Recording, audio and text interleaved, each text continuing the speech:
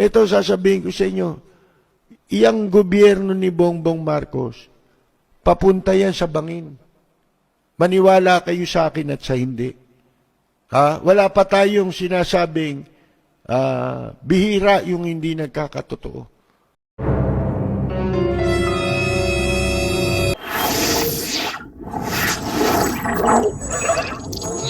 Mga kaibigan, yan pong itong gobyerno ni Bongbong Marcos, patungo sa bangin. Bakit? Napasok na sila ng sindikato. Hindi nyo alam kung sino nag-a-appoint sa gobyerno. Baka kala ninyo. Isipin mo yan, Yan ba, maiisip mo si Ochoa magiging isa sa mga screening committee ng mga government appointees sa gobyerno ni Bongbong Marcos? Katunayan yung bayaw niya ay na-appoint. Ewan ko lang kasi nung una raw, kasama ito, di ko malaman kung pinatanggal. Kaya nag-aaway daw yung mag-asawa. Mga kaibigan. At dyan, mayroong maruming balita riyan. Kung bakit nakapasok si Ochoa sa kampo ni Marcos. At itong si Putol, mga kaibigan, ano yan, tumaya ng pera yan Pumondo yan sipin ninyo Of all people, Executive Secretary ni Pinoy, sasama kay Marcos, kasama ng lihim. Nung una yan, naki-isko Siguro doon siya pinadala, para dito sa Manchurian candidate. Yun ang mission niya. Doon sa likod ni Isko Moreno. Galing yan doon Mga kaibigan. Nung tapos na eleksyon, nandun na siya sa Malacanang.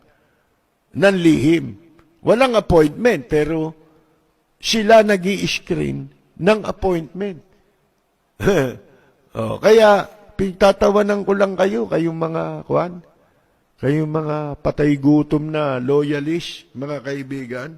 Hanggang ngayon, wala nakapwesto sa inyo.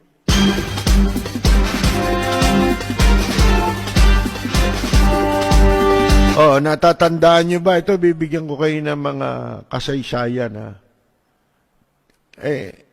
Natatandaan nyo ba si Celso de Los Angeles? Yung nabaliw kay Regine Tolentino? Mga kaibigan, na namatay sa cancer? Hindi nyo ba alam yan ang dating, di ba, napakalakas nung kay Gloria? Yung legacy. Yung nanloloko ng pera ng tao, di ba? Yung pyramid. Legacy, di ba? O yung si Celso de Los Angeles. Mga kaibigan, yan ang amo dati ni Vic Rodriguez. Baka hindi ninyo alam. Marami kayong hindi alam kasi. Lalo na itong mga troll ni Ingkong. Nanasabi rito may nagsabi dyan sa atin lang daw niyan unang narinig ito. Lalabas ang kwento natin na yan sa mga susunod nating pagtatanghal. Si Bongbong Marcos naliligid na ng sindikato. Baka hindi nyo alam, sindikato ng smuggling, sindikato ng illegal gambling, sindikato ng droga, nakapaligid na po. Nakaposisyon na sila, mga kaibigan, ng mga hired killer, yan na, nakapaligid. Kaya makikita na ninyo Maaring magtagumpay sila sa simula, pero iyang mga yan ay pabagsak yan, mga kaibigan. Dahil nga po dyan, hindi nag-iingat Alam nating hindi niya alam yan, di ba? Hindi niya alam yung nangyayari na yan. Mga kaibigan, katulad nitong si Ochoa, hindi ba? Tinatanong natin nung wala pang eleksyon kapapanalo pa lang ni Digong nyo nun bakit kako si si Ochoa hindi nababanggit ang pangalan. Di ba?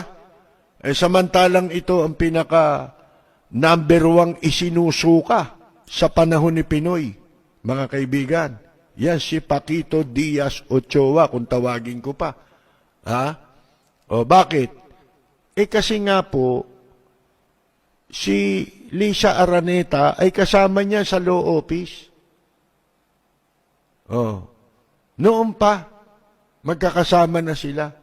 Ang pangalan ng kanilang kung tawagin ay MOST, M-O-S-T. Puro yun apelyido ng mga abogado ng law firm, mga kaibigan. Isipin mo, sila rin ang humahawak ng kaso, mga kaibigan, di ba? Pagka, alam nyo na tinanin nyo ngayon, no? Ang gulo na ng nangyayari, nag-uumpisa pa lang. Wala nang direksyon ito. Si Robin Padilla, ang papel lang niyan, sumunod maging bantay nila digong nyo. At yan ang kapani-paniwala kasing pwede nilang ipagmalaki na nanalo kasi kilalang tao. Pero hindi nila may paliwanag Ito tanong ko, ito paliwanag nila. Si Robin Padilla, alam nating lahat, iboboto yan ng mga tanga. Di ba? Ng mga bobo. Boboto yan tanggap na natin yan Mananalo kasi marami yan Gremlin yung mga yan mga kaibigan Yung mga lasenggo, yan, yung mga taong malayo sa katwiran. Iboboto yan. Pero nag-number 1 Nasaan ang question? Doon sa nag-number 1 siya. Mga kaibigan, paano mong ipaliliwanag yun? Ibig mong sabihin, pati matitinong tao, ibinoto yan. Bakit? Ano nakita nila riyan? Si Robin Padilla ba nakita ninyong umikot? Hindi naman gano, di ba? Walang masyadong advertisement Nakaangkas lang sa ginagamit siya nung iba, di ba? Katulad ni Cayetano, si 10,000 pesos. Mga kaibigan.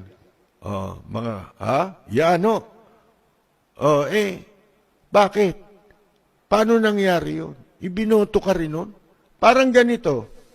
Nung tumakbo si Lito Lapid 2016 ba? 2019, kumandidatong muli na senador, di ba? Yun yung tinatanong natin sa resulta ng 2019 elections. Na kaya pinatutunayan nating hindi totoo yan survey. Hindi ba sa umpisa ng survey bago yung 2019 elections, laging nasa top 5 si Lito Lapid. Ayan top 5. Hanggang sa bago mag-eleksyon mismo. Pero pagkatapos ng eleksyon, nasan si Lito Lapid? Number 8 mas mababa ng konti. Nandun siya sa number 8 na pababa, mga kaibigan. Wala na siya rin sa Magic 5. Paano nangyari yun? Bakit? Kasi po, yung survey, mula umpisa hanggang sa before election, number 5 siya lagi. Sa Magic 5 siya lagi. Ano nangyari? Bakit siya naging number 8? Dapat naging number 2 siya o kaya number 3. Di ba? Bakit? Kasi nung panahon na yon na survey ng survey, wala pang block voting. Hindi ko na paliliwanag kung ano yung block voting. Basta wala pang block voting noon. Nung election, may block voting na. Di ba, ang tendency ng block voting, binoto siya Kasama siya sa ibinoto di ba dapat from 5, tumaas pa siya? Yun ang kwa nun Yun ang logic nun Yun ang sentido komon. Di ba? Bakit bumagsak siya sa 8? Nung nagnanumber, nasa Magic 5 siya, ano sabi? Hindi kasi, katatalo lang niya nung nakaraan 2016, tumakbong mayor, talo. Tapos 2019, ang taas kagad sa Senate. Oh, mga kaibigan. Ano sabi nila? Paliwanag ng survey. Baka raw ang probinsyano. Sipin mo, ang probinsyano, okay pa rin. Tanggapin natin, halimbawa, ang probinsyano ang naging dahilan. Ito, pinaliliwanag ko noon pa. Ano sabi ko? Kung talagang nakatulong kay Lito Lapid ang, ano tawag mo dyan? Ang probinsyano. Bakit yung anak niya natalo? Kasabay niyang tumakbo noong 2019. Tumakbo namang mayor sa Pampanga. Doon sa Porac. Ba't natalo yun? Mga kaibigan. Di ba magkasama sila sa ang probinsyano? Kita na ninyo. Ilan doon sa ang probinsyano lumawak sa politika 2019? Talo yung iba eh.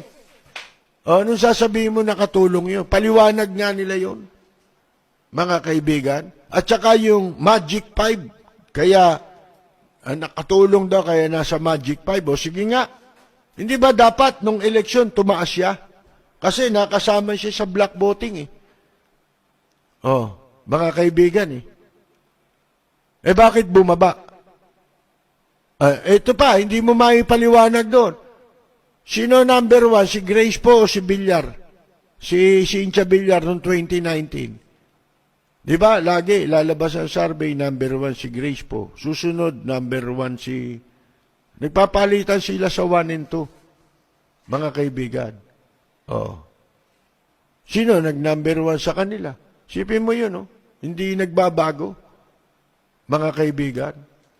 Tapos si Robin Padilla, ano raw ang gusto niyong itawag sa kanya? Talagang tanga eh. Mga kaibigan eh. Hindi naman sa panlalait. Sinasabi ko nga eh. Yung mga pinagsasasabi niya, nagdudunong-dunungan siya bago mag-eleksyon, nung pag-upo pa lang ni Digong nyo, hanggang sa bago mag-eleksyon, mga pinagsasasabi niya, parang alam niya eh. Kaya yung mga tanga, boboto sigurado sa kanya. Kasi sa point of view ng mga tanga, matalino siya. Tayo, alam natin, di ba? Yung mga nakakaintindi, naintindihan yun. Lahat ng sinasabi niya noon, hindi pala totoo, mali pala siya, nang haka-haka laban sa Senado at sa mga senador.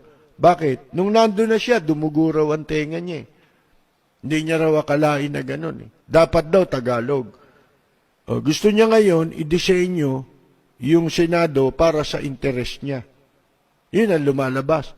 Kung hindi mahina ang kokote niyan, pangunawa niyan, gusto niya itawag sa kanya, Robin Hood Padilla. Unang-una, gusto niya sigurong ipakita na Fernando po siya, mga kaibigan. Di ba? Pero, alam nyo, yung Robin Hood, sa kanto lang pinag-uusapan yun. Yung Robin Hood, pwede lang yun sa bilibid pag-usapan. Di ba? Kasi po, hindi mo pwedeng sabihin yan kung ikaw ay nasa public office. Hindi niya alam na yung Robin Hood magnanakaw. Ang ibig sabihin nun, magnanakaw. Di mahina ulo. Di ba? Pelikula lang yan eh. Yung si Robin Hood. Di ba si Robin Hood ay nagnanakaw? Tapos, ginajustify niya yung pagnanakaw sa pagtulong sa mahihirap, mga kaibigan. Hindi ho ba? Binibigyan niya ng katwiran. Ayun merong dyan, Leonila Vargas Roperos, dating daan yan eh, mga kaibigan eh. Ngayon, hindi niya alam na yung Robin Hood, katumbas nun, magnanakaw. Ang pinoportray na papel ni Robin Hood ay magnanakaw. Kaya magnanakaw Padilla, pwede bang, gusto niya ba ganun ang itawag sa kanya?